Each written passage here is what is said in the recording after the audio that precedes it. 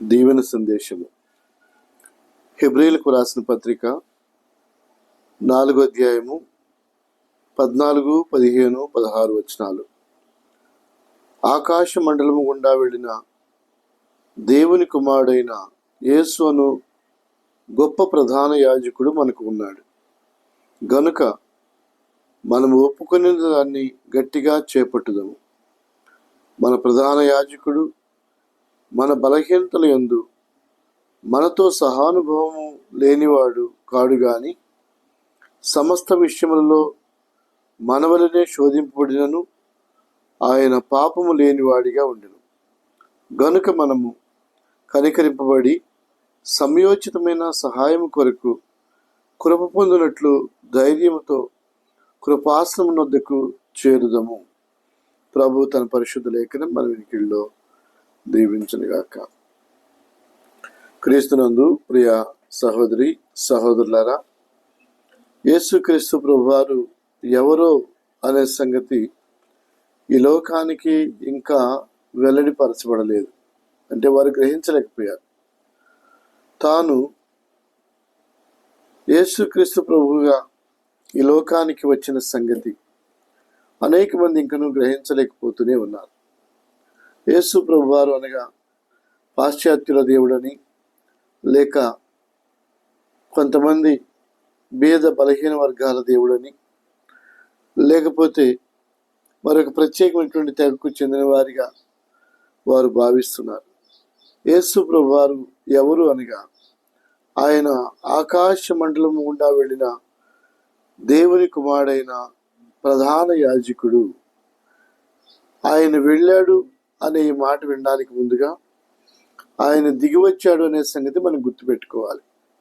ఎందుకు ఆయన దిగివచ్చాడు అనగా ఆయన నిత్యత్వాన్ని తగ్గించుకున్న వాడిగా, విడిచిపెట్టిన వాడిగా, నీ కొరకై నా కొరకై ఆయన శరీరధారిగా ఈ లోకానికి దిగివచ్చాడు. ఆయన నిత్యత్వంలో మనల్ని జ్ఞాపకం చేసుకొని ఆయన నిత్య సంకల్పాన్ని బట్టి, ఆయన దయా సంకల్పాన్ని బట్టి, ఆయన ప్రేమను బట్టి జగత్తు పునాది వేయబడక మునిపే వధించబడిన గొర్రెపిల్లగా తనను తాను సిద్ధపరచుకొని ఆ సంకల్పం నెరవేర్చిన కొరకై ఆయన లోకానికి శరీరధారిగా దిగివచ్చాడు.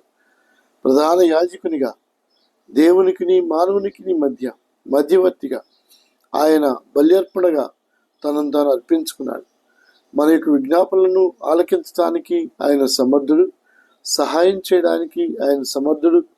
మన యొక్క ప్రతి బాధ, ప్రతి వేదన, ప్రతి శ్రమ ఆయనకు తెలుసు. ఆయన అన్నిటిలో కూడా మనతో పాటు సహానుభవం కలిగిన వాడిగా ఉన్నాడు. ఆయనను పాపము లేనివాడిగా, పరిశుద్ధునిగా ఆయన తన జీవితాన్ని సిలువలో బలియాగముగా అర్పించి ఆయన సంపూర్ణమైనటువంటి సిలువ యాగం ద్వారాగా నిన్ను నన్ను రక్షించి ఆయన సొత్తుగా చేసి దేవుని ప్రజలుగా మార్చి ఆయన తిరిగి ఆకాశ మండలం గుండా వెళ్ళిన ప్రధాన యాజకుడు యేసుక్రీస్తు ప్రభువాన్ని ఒప్పుకున్నట్లయితే నీవు ఆయన నిత్యత్వంలో ఆయనతో కూడా సదాకాలం ఉండడానికి ప్రభు అవకాశం ఇస్తాడు.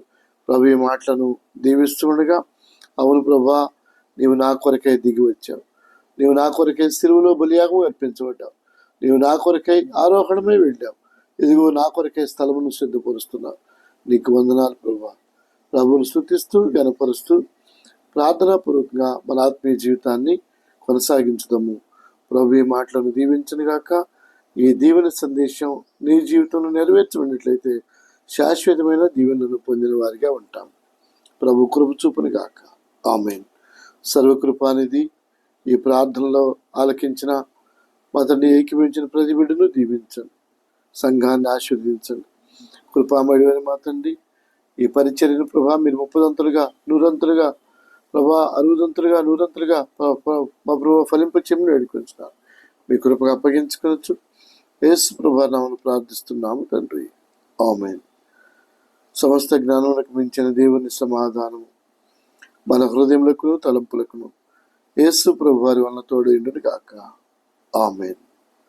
మీ ప్రియమైన దైవజనులు reverend Arimanda Solomon Raju, Sudha Solomon Raju, Hyderabad. God bless you.